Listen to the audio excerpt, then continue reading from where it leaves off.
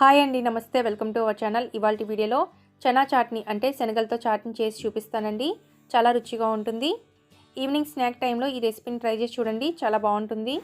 ముందుగా దీనికోసం ఒక కప్పు చనాని అంటే కబూలి శనగలు, పెద్ద శనగలు ఉంటాయి కదా, వాటిని తీసుకొని ఒక బౌల్లో యాడ్ చేసుకొని నిండుగా నీళ్ళు పోసి ఓవర్ నైట్ అంతా నానబెట్టుకోవాలి. ఇలా నానబెట్టిన శనగలను తీసుకొని శుభ్రంగా వాష్ చేసుకొని వాటర్ అంతా తీసేసి కుక్కర్లో యాడ్ చేసుకోండి. ఇప్పుడు దీనిలో ఒక గ్లాసు వాటర్ని యాడ్ చేసుకోండి. తర్వాత దీనిలోనే పావు టీ స్పూన్ పసుపు, 1 టీ స్పూన్ ఆయిల్ వేసి మూత పెట్టేసి స్టవ్ వెలిగించి కుక్కర్ పెట్టుకొని మీడియం ఫ్లేమ్లోనే ఒక 5-6 విజిల్స్ వచ్చేంత వరకు ఉడికించుకోవాలి. ఇలా ఉడికించిన తర్వాత స్టవ్ని ఆఫ్ చేసి ఆవిరంతా పోయాక మూత తీసుకోవాలి. చూడండి, ఇలా మెత్తగా ఉడికించుకుంటే సరిపోతుంది.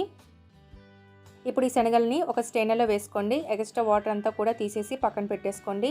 ఇప్పుడు స్టవ్ వెలిగించి ప్యాన్ పెట్టుకుని అందులో 1 టేబుల్ స్పూన్ ఆయిల్ వేసుకొని ఆయిల్ వేడెక్కాక దీనిలో శనగల్ని యాడ్ చేసి 1 నిమిషం పాటు ఫ్రై చేసుకోండి.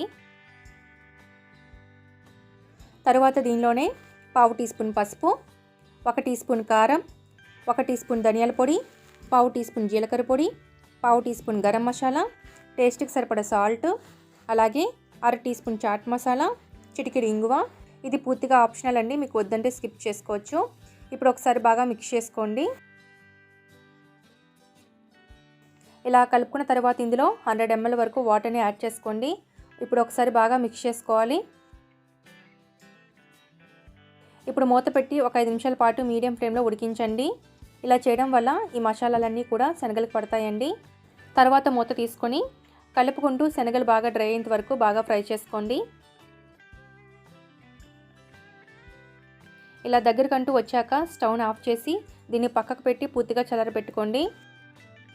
ఈ విధంగా చల్లారిన శనగలను తీసుకొని ఒక బౌల్లోకి ట్రాన్స్ఫర్ చేసుకోండి.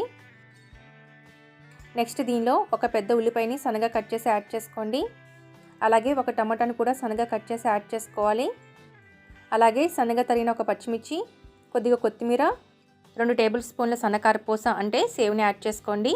అలాగే అరచెక్క నిమ్మరసం కూడా యాడ్ చేసుకొని బాగా కలుపుకోవాలి.